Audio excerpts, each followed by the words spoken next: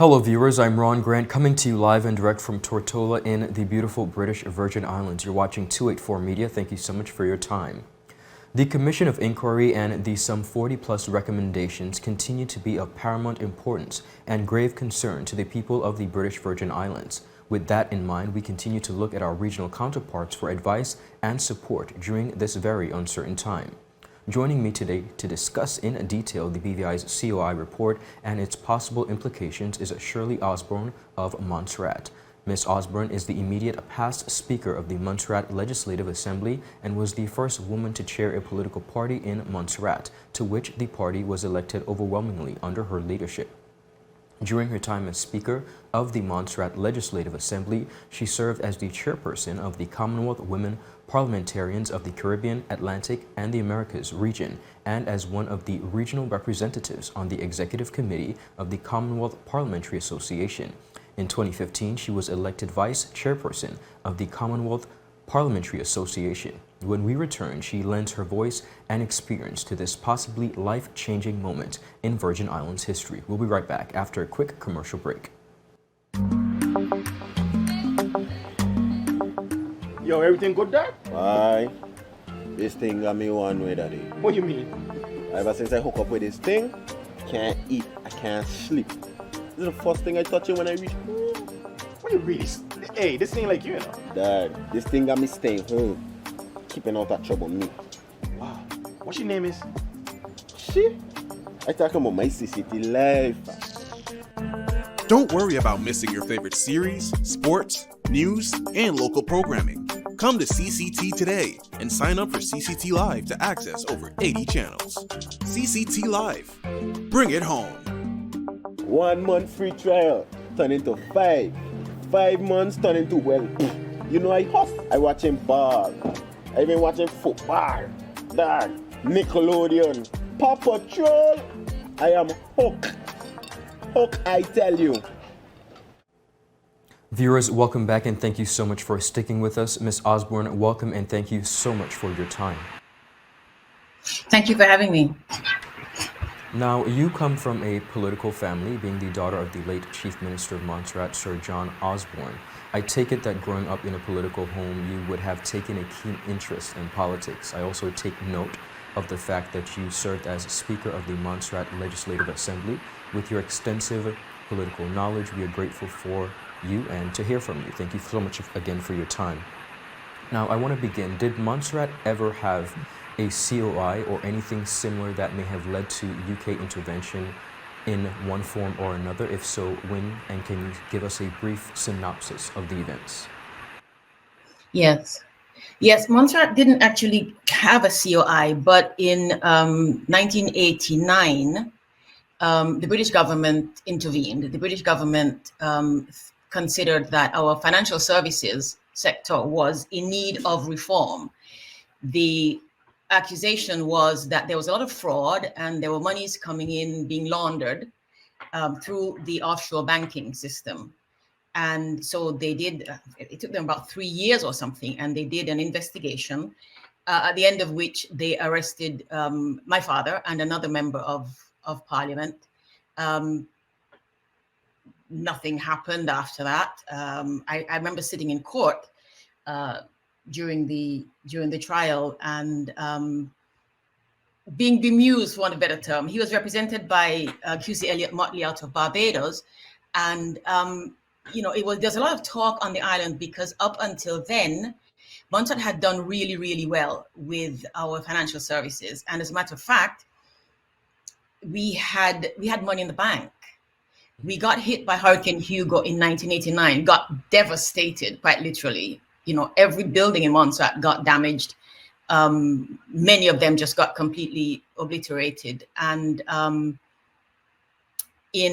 this was in September. Then in November, the British government people showed up in Montserrat with a new constitution, which they tried to impose on Montserrat, insisting that there were irregularities and there was this fraud, and so they needed to take control of the financial services. The government and the people were not very happy about this. Everybody sort of pushed back, and negotiations went on for a while. in December 1989, my father and a team of members from Montserrat went to England to negotiate, and felt they were forced to give up the financial services. And so Montserrat lost our financial services sector. But the other issue was to do with Crown lands, and the notion that the governor would have pretty much unimpeded authority to dispose of Crown lands. That didn't sit well with anybody. And so they managed to negotiate to hold on to that. But since 1989, there has been a continued push against the authority and the influence of local parliamentarians in Montserrat. The local government has lost authority in every respect. And we can talk about that later in detail. But Absolutely. in 2000, then we had the volcanic eruptions in 1995, and the British, not want to lose an opportunity, brought back another constitution, and in 2010 got included in that constitution the authority of the government, of the governor, got the authorities of the governor expanded. And one of the things that's important about that is that there were a lot of things that had sort of always been in place because of our status with regard to the United Kingdom. Yes. But there also was a lot of influence allowed on the island among and between the members of parliament and civil service and the governor and so on, that just got, taken away. Let me put it that way, taken away. And so although we did not have a COI, there was the investigation, and there was this very, very strong push, we felt, to take over a lot of the authority from the local government. And in fact, in many instances, that did occur. That has occurred. I want to reiterate, just for the public's sake, you said nothing became of the arrest. There were no arrests and no convictions during those said investigations. Am I correct? No convictions, no. All right. Now, over in the Turks and Caicos Islands, a number of arrests and charges made for local leaders, but after more than a decade, those cases are still dragging on. What do you think could possibly be the cause for this? Because justice delayed is justice denied. Do you think that this is about justice or about smearing the names of these persons? I think it's bigger than all of that. And I think that's one of the things that I think we in the territories, in the Caribbean in particular, need to be aware of and sort of keep front and center, that these are not just isolated incidents. This is not just a question of there being bad politicians. In every single country, there are bad politicians.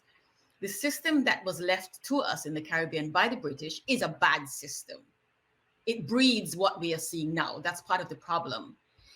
But behind that, there is the British quest to reassert itself in the world.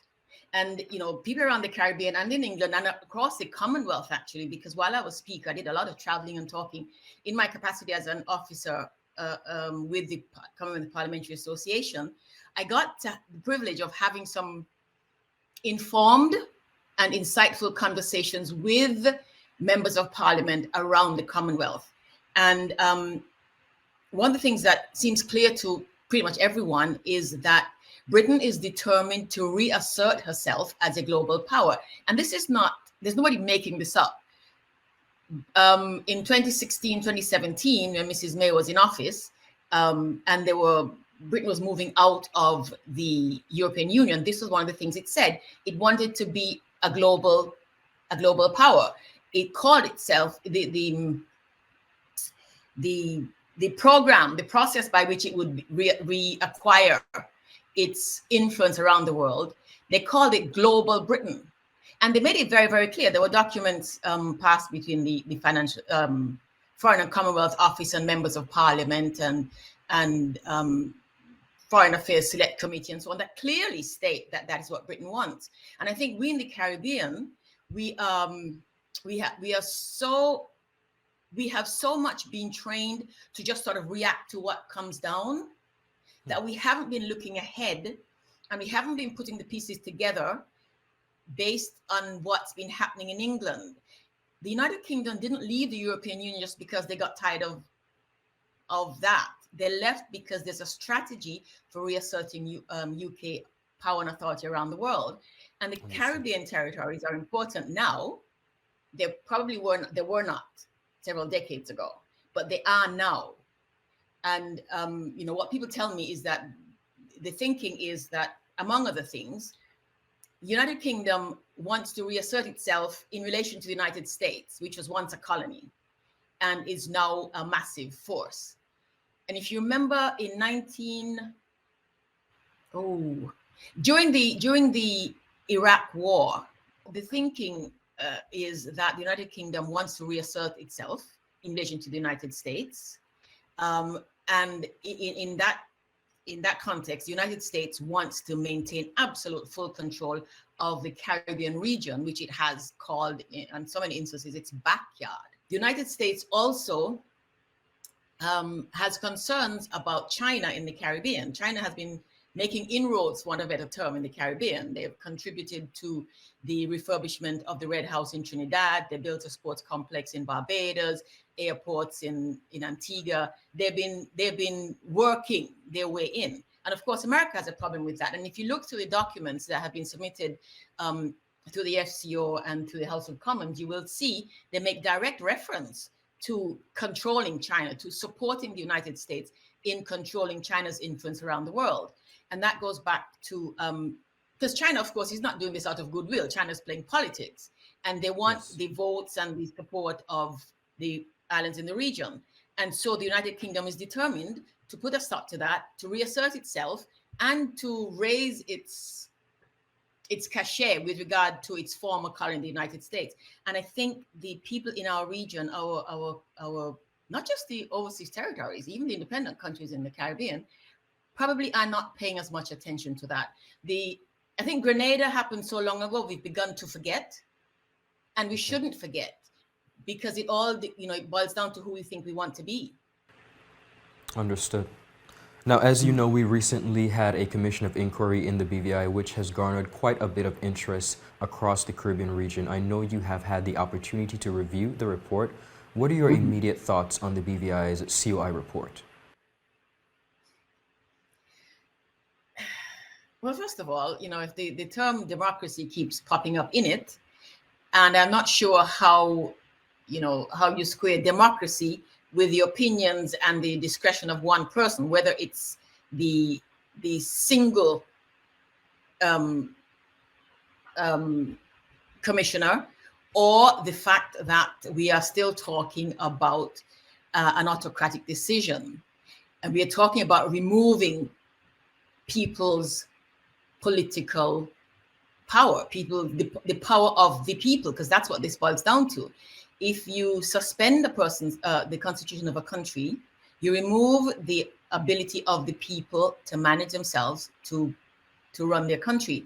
There's nothing democratic about that. And I think I have so many opinions on this, but it boils down to, this is the 21st century. It's the 21st century. The people in BVI, just like the people in Montserrat and Turks and Caicos and Bermuda and in England, are quite capable of managing our affairs. And, it speaks of troubles having continued for decades. My thinking is, if the governors over the decades had been doing their job, one assumes that, it says that their job is to maintain order and support and help and so on. These things would have been flagged before, and they would have found solutions for them before. That's what happens. Because when you come to think of it, Ron, government is like a business. It's a corporation. It's an organization. And what happens when you see troubles occurring down the line, the people on the higher ends, it's their responsibility to flag them and do whatever they can right in that time to ensure it doesn't get worse. The notion that you wait 20 years, sit back and say, okay, let's see how this goes, and then walk in and say, okay, we are taking over, is not good practice. It's not good practice. And in the context of what we were talking about earlier, one of the methods that the West, the global community, has been using over decades to remove confidence of people, is finding all kinds of ways to show, to indicate, to demonstrate that we are not capable. If you look at banking, take banking. Okay. We're not capable of managing money, so they must manage it for us. They must make decisions in Europe and in America and send them down, and we must obey. And all our politicians are awfully corrupt. That's the only thing we know. That is the message that's been going out, and that's, you know, this is not. I'm not making this up. If you look at news stories and so on, that has been the message. That is the and narrative. so if you have all these corrupt people, it makes sense. We must walk in and fix it for them. And that, for me, it's galling, to put it nicely. And so I think, as far as the Commission of Inquiry is concerned, I think that it's Britain doing what Britain does, and the onus now lies on the people of the British Virgin Islands and the other territories, because the fact is, this is not an isolated incident. And just like in Montserrat, put it this way, what they get away with in Montserrat becomes precedent for other places. So what they get to do in the BVI becomes precedent for other places. Look at TCI, look at what happened in Montserrat starting in 1989, and come down and you'll see the trend. I understand, and thank you so much for that. Now, what is the responsibility, Ms. Osborne, of the British appointed government in Montserrat? You can correct me if I'm wrong, but I imagine the responsibilities and powers are quite similar to those of the governor of the BVI. Many persons have commented that the governors were not held up to the scrutiny of the COI for their stewardship whatsoever, similar to what you were just expressing. The civil service seemed to not be brought up under scrutiny in any tangible way. However, there appeared to be a very hard and harsh critical approach taken with respect to our local leaders. Is this what you observed from reading the report? Also, if you agree with this, why do you think it is so? Is this part of the overall British strategy? It is. I agree with what you're saying and what many people are thinking about the report. It's about discrediting local competence. It is ultimately about discrediting local competence. It's happening in all of the Caribbean territories. You know, the way the world works, we know people get up to stuff. They do all kinds of things they're not supposed to. My father was certainly not an angel. And so we are clear about how the world works. It happens in politics, it happens in business, it happens everywhere. But the notion that there is no one on the island, they're just not capable, that every single person who's elected is just somehow not capable of running the country well, is obviously not true. And I hear, you know, I see reports and posts, social media and so on, from people in the Virgin Islands, just like from people in Montserrat, who have been saying, well, let the British come in and take over. That's not a good solution. That's not a good solution. What ought to have happened, like we sort of alluded to earlier, is that there should obviously be clear guidelines about how things are supposed to work, right? But if you go back, there's one other thing we're talking about in the COI. They talked about information not being given, things not being done transparently, and so on. And I want to raise one point. The cabinet functions the way the cabinet functions in England. The rules of cabinet are exactly what they are in the United Kingdom. And there's something called collective responsibility, and there's secrecy around cabinet, around decisions that members of parliament make, ministers of government make. We didn't make those up. Those came to us. Those were handed down within the system. And so in Montserrat, as in the BVI, when the British government uses those same strategies, those same traditional historical strategies against the people, you know, it just seemed pretty rich to me. Having said that, again, it is clear in some instances, both in Montserrat and in other territories, that perhaps we are not as careful and as focused and intentional about who we are and where we want to be and how we run our country as we should be. I mean, in Montserrat, we've been complaining for years about the quality of the elected government, which leads right into this. The quality of the people who are elected will obviously show itself in the quality of governance. In Montserrat, you can run for office as long as you have not been declared lunatic, we still use that word, or have not been convicted of certain kinds of offenses and spent certain amount of time in jail. There are no other requirements. And I get that, of course, in democracy of the people, it's fair elections and so on. But there should be standards. And I think it's up to us. It's up to us in the islands to set those standards, regardless of what anybody else does. Not waiting, not following what other people do, but seeking out strategies for ourselves that improve the quality of the leaders that we put in, so that when they're in, we can trust that they will focus on what needs to be focused on. Because we know that there are people in the BVI, in TCI, in Montserrat who are perfectly capable of running the country really, really well without any issues of corruption. And we know that they are there. But we've been taught, and we keep being given these messages that they don't exist, that they're not there. And we fit into that. And so when these things happen, we say, okay, then let them come. The COI is a good thing, let it come. Now, from your experience, who would have greater control of the systems in government in a British overseas territory, the governor or the locally elected government? The governor is the head of the civil service in the BVI. I imagine it's the same in Montserrat, correct? Mm-hmm. Okay, so who would you say would have greater control, the governor or the elected officials? The way things stand now, the governor. In recent decades, the governor has been allowed power and influence that governors before didn't have, or had only on paper and were not inclined to exercise. A decision has been taken clearly at the higher levels that yes, the governors must exercise that influence and that power, and furthermore, we're giving them some more. So what it boils down to is that the governor really is who runs the country. If you think about when they redid the constitutions, all of us got something called a deputy governor. And in other constitutions, just like in Montserrat, it says that that person must be a national of the territory. And that sounds good. That sounds good. We are the deputy governor. But what we forget is that the deputy governor works for the governor, who works for the Secretary of State, who works for the British government.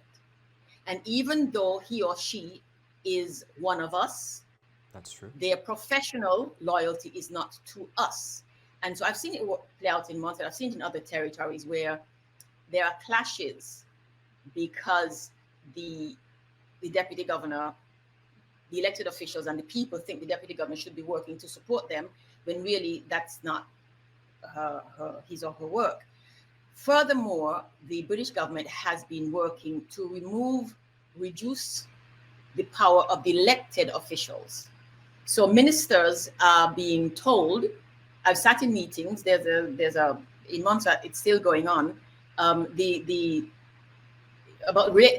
are telling us how our ministers must relate to and interact with with the public service.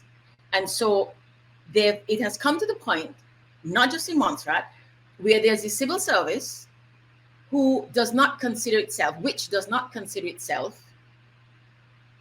allied or having any allegiance to the elected officials. That really is the crux of the matter. The civil service is run by the deputy governor and the governor, and the ministers are told, you can't do this, you can't do that, you can't do this. And so the people within the civil service feel no allegiance to the elected officials. In many instances, in Montserrat, for example, they see it as a bother. And it's what also stumps implementation of policy. Now, I don't know that this is the case in the BVI, but what also happens in Montserrat is that public servants make decisions often contrary to what the government wants. And there is no recourse for the elected government because they have been told you have no control, no authority. So yes, it is the governor pretty much who runs. Besides, the constitutions give the governor powers. There are places where it says, must decide in consultation with or after consultation with. But there's also this very troublesome piece that occurs in several places in our constitutions where it says the actions of the governor may not be inquired into by any court of law. That says the governor is it. The governor is in charge. A closer look, Ms. Osborne, at our Commission of Inquiry, do you think there was something fundamentally wrong with having only one commissioner who was chosen by the very same governor who called the COI? I think so. I think so. And I think all thinking people, even people who don't give much thought to that, recognize that if all of this, if this massive issue boils down to the thought, the decision, the opinion of one person, as you know, as experienced as that person might be in law and constitutional law, and maybe even how overseas territories work, maybe even in terms of politics, maybe even in terms of public service. One of the reasons why democracy itself continues to be strong around the world is precisely because it allows for, it engages, encourages, and actually demands input. And you know, it's also kind of disingenuous to have one person decide this, then declare that one person, the governor, then will run the country after that, and then talk about democracy. We're helping you prepare for democracy. No, I think there should have been a committee of some sort. And you know how that works. There are at least 3 people, so you have exchange of thought and consideration, and somebody will think of another idea, that's how these things are supposed to work in the 21st century in a democracy. Yeah.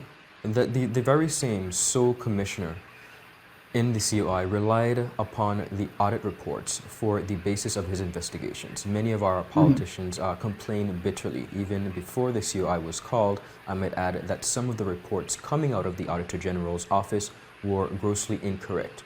Do you think that this approach was the right one, or should the commissioner had first to ensure the complete accuracy of some of these reports before using them as a basis for questioning and overall reliance?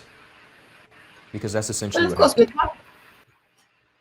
but yes, we are talking about legal procedures here, legal processes. And isn't that always what happens properly? You do your investigations first, get your facts, find out what happened before you make certain decisions. And it shows up here. There may have been instances of, that's the commission. The commission says that in several instances here. Continuously. Yeah, continuously. So clearly, if I make an accusation of some sort, my job, in order to ensure that I'm doing my work properly, is to get other information. If somebody says it's not so, then yes, ask questions, make sure that there is reason for this, and then move forward. I think it's a no-brainer. Yes. I'm going to ask what I believe to be perhaps one of the most important questions for this interview, that I believe in my many respects goes to the heart and the core of this COI. This is the issue of our culture. Both the BVI and Montserrat are small countries. We have a culture of looking out for each other in small islands. The government is the main economic driver, I believe, in Montserrat, as is the case in the BVI. And so at times, that culture of looking out seeps its way into our policies and laws. For instance, in the COI, which you have dissected, the COI report, there's a particular matter where a project was broken up into smaller pieces and given to various contractors. This is something that the BVI has been doing from the time I was a child. Of course, this is to ensure that everybody gets something in order to feed themselves. The COI report looks at things like this as corruption. Would you call something like this corruption? Or would you categorize it as a cultural practice that found its way into our policies and procedures in an effort to stimulate the economic growth for benefits of our local people? This is where we go back to these decisions that are made in large countries, in England and France and United States, and then are handed down, and they are supposed to fit. This is the whole idea of, because I want it, so because it fits me, it must fit you. And it doesn't. So when, in Montserrat, for example, we have that same problem. We have that same problem. And we've had, for example, things like the Integrity Commission. We got an Integrity Act. that is supposed to take care of these things, because you're not supposed to do that, which causes all kinds of problems if it's going to be implemented exactly the way it's said, because we're a small community where, yes, we look out for one another, we look out for each other.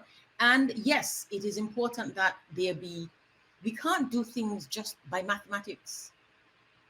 It can't be just 2 + 2 must equal 4. It must be 1 + 1 + 1 + 1. That is the way lots of things not only are done, but must be done if we are to survive. And it's a cultural practice born out of necessity. Absolutely. It's also good practice because it means that everybody gets to survive. And if we are to be continually told that that is wrong, that is corruption, that is improper, then we have a problem. Again, however, one of my pet peeves is that a lot of this happens to us because we tend to react. I've recommended this, discussed this 1,000 times. Our systems and our policies that work for us, it's got to the point where we can no longer just rely on the ethers. We have to write them down.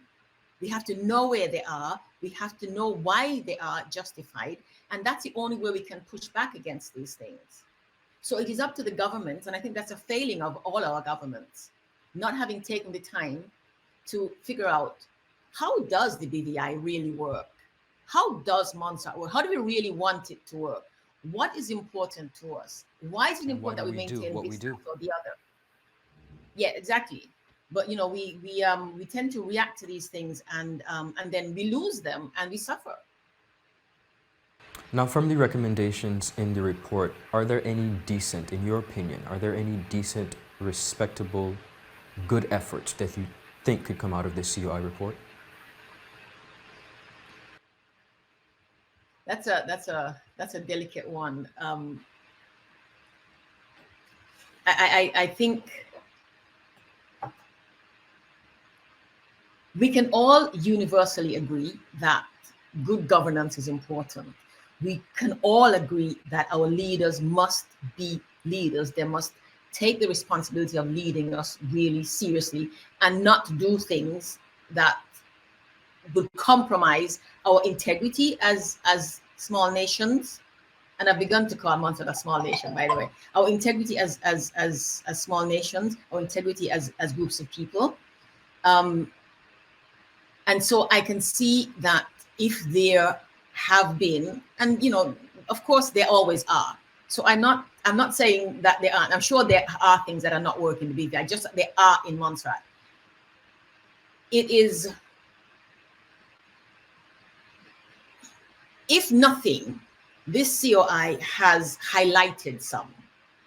And I don't know that we have a problem with faults being highlighted, with challenges being brought to the fore, with discrepancies and places where things are not working as they should or are failing should be highlighted. We all want that. That's part of how we get to develop and grow, know what's going on. The issue for me is the response to that. The response. Because things are not working, that means I come up and take over your house? No. This is the 21st century. Colonialism and autocracy don't work, or they shouldn't. And that's exactly what this is. You have a group of people and you're telling them, I want it done this way, and therefore it must be done this way. And I think what the BVI, just like Montserrat, needs to ask is, in the first instance, is can we really truly trust that the British government has our best interests at heart? That first and foremost, our interests are what matter. And do we have any historical evidence of that? And as we move forward, I notice here it talks about self-government for the BVI and so on. And all of us have talked about that in the territories at one point or the other. And I don't know where this would go, the BVI or in Montserrat for that matter. But the point of this has to be, how do we make this better? And making it better doesn't mean going back to archaic, outdated systems in the 21st century. It means looking for solutions that work for the 21st century for people in the 21st century who want to continue to move forward. It's a backward step, everybody. Even they know that. It's a backward step. And if you look at Turks and Caicos, ask yourself the question, or ask somebody from Turks and Caicos, how much has improved since then? Because the system still remains the same old system that breeds these kinds of things. Now, there has been a growing call from many Caribbean countries, I want to segue just for a second, for repatriations from the UK for the atrocities of slavery. Sir Hilary Beckless, Vice Chancellor of the University of the West Indies, has been a prominent voice advocating for this, but the UK has not responded to any of these calls at all. What are your views on the repatriation movement? Should the UK deal with this issue? Well, of course, obviously, naturally. I mean, we're not making up these stories about slavery, about the enslavement of people. You know, in my family, my great-grandmother talked about a man that they called the African. He was one of the last Africans that were brought to Montserrat. Our histories show, our history books, just a few years ago, I want to say about maybe 5 or 6 years ago, I got invited by someone who works at the National Trust to look at the big ledgers with names of our ancestors written down with the price next to them. This man, his cost is this. This woman, her price is this. Yes. Right? So, and these were written by English people. So this is not fantasy. And when they left the Caribbean, when they left Africa, when they left India, they didn't just walk away. In many instances, they removed whatever might have been there that might have been able to help and support development. When countries asked for their independence, everything was taken away. And you know, slave owners were paid. Slave owners were paid. Haiti is struggling partly because of the amount of money Haiti has been having to pay over centuries or decades to pay back money. England they've paid their slave owners. So it's not, you know, it's logical, it's proper, it's morally correct. That's what should be done. Yes. And I don't see that there's any argument there. Yes, absolutely, yes. They have an obligation to do that. So just to say, when people talk about, you know, about in Montserrat, they talk about Britain and you know, how we should and should not be, and we should probably be more polite. I try, but then it goes back to, can I trust you? You haven't said sorry for what you did. You have made no attempts to help us rise. And you know, in Montserrat, we got schools in Canada, built schools in Montserrat. So we are not begging England to support or help us develop. England should see it as an obligation. And there are ways to do that. It's not about giving people money to pay you, you know, $1 million because your great-grandfather was enslaved. But there are ways to support advancement and development that they really should do if they're serious that they have the welfare of their territories at heart. Speaking of that presence, do you believe the continued presence of the UK as an administering power for the remaining overseas territories is something good for these territories? I think that we are perfectly capable of administering ourselves. But what it boils down to is a matter of economics. And that was the real bitter pill to swallow in Montserrat. We were not receiving granting aid. We were making enough money on island with the radio stations and small businesses and music and just activity, economic activity was keeping Montserrat going. We had money. Our budgets were always covered. When you don't have that, you're put at risk. And that brings us right back to one of the reasons why many people think this is happening. They took away Montserrat's ability to support ourselves at that time. And then and we still managed to get back, but then the volcano came and we got into this situation. They tried with TCI, they're trying everywhere. And if they remove your economic strength, then of course you become vulnerable and dependable. And there are people who believe that that is precisely one segment of this strategy. Remove the ability to say we want to be independent, we can be independent, and then you remove the trouble. And so one of the things that troubles me, I have grave concern about, is if they were to implement this direct rule in the BVI, they'll be rewriting the Constitution. That is correct, yeah. I don't know anyone can have any confidence that the Constitution coming out of there is going to give BVI back any authority. Okay, so that's the question that needs to be asked. Understood. Now, you mentioned independence. There have been talks in the BVI about independence. Have there been similar calls in Montserrat? And would you say... Yes. Okay. What do you say to persons who believe that the British overseas territories are not ready for independence? Do you think that the UK really wants these islands to be independent, or are we of some value to them? I think the British government does not want these islands to be independent. We are of value to them now, for some of the reasons I mentioned before: USA, China, global Britain.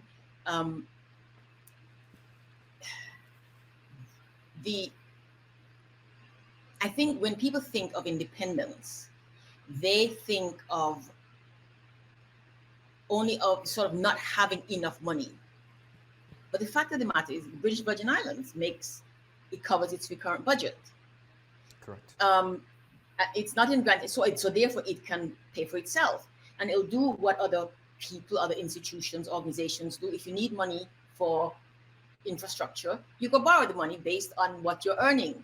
So the idea that we have to have some big country protecting us is what we've been taught, and that's why we have this back and forth and this disagreement amongst ourselves. But yes, I believe we can. It's simply a question of economics. And if we are able to generate enough money to pay for ourselves, to manage our day-to-day and take care of all the things we need to take care of course we can. We are capable, we are competent. There are people in the BVI who can run the BVI really, really well. Confidence in local leaders is at an all-time low in the BVI. There is no secret, there is no way around it. Based on the events that have transpired within the past 2 months, there is little to no confidence in local leaders. What words of encouragement do you have for our local leadership and for the local electorate at this time? I would say to the Virgin Islanders the same thing I say to Montserratians. The land is yours, the country is yours, the nation is yours. It belongs to you. You get to decide how you want it to run, what you want it to look like, what you want it to feel like, who you want to be. So it goes back to me to be an issue of identity, identifying who you want to be in the world, how you want to be seen, and how you want your country to grow. Where you want it to be 20, 50, 100 years from now, then backtrack and decide what you get to do now. And getting through this difficult time will take some difficult decisions. It will take people saying, no, you have to go, no, you get to come in here, we get to start this all over again. There are some difficult decisions that have to be made. And I think they're best made by the people of the Virgin Islands with that in mind. It's a question of confidence in ourselves, confidence in yourselves that you can do this. You don't need somebody to fix this for you. If somebody wants to help, what would normally happen is they'd say, try this. This has worked here, there. See if this can work for you. And we'll support you in figuring it out. Maintaining the confidence to demand that, to require that, is what I would say. The elected leaders would have to look amongst themselves and ask themselves, seriously, am I up to this? Am I up to this? Because the negotiations going on from here are going to be very tough, and it require specific skills. And it's little question, do I have these skills? Do I just want to be here to be in power, or do I have the skills to do this? And then making the decision, personal decision, as well as a national decision on how to move forward. Thank you so much, Ms. Osborne. You have allowed us to put into perspective quite a number of issues. I want to thank you so much for your time and your expertise in sharing and lending your voice to this conversation as we traverse through these very difficult times in our history. We appreciate you and thank you so much for your time. You're welcome. Thank you for asking me. Viewers, that's all the time we have. We trust and hope that this conversation has enlightened you and allowed you to put many matters pertaining to the Commission of Inquiry and the way forward for the British Virgin Islands into perspective. Reporting for 284 Media, I'm Ron Grant. Bye-bye.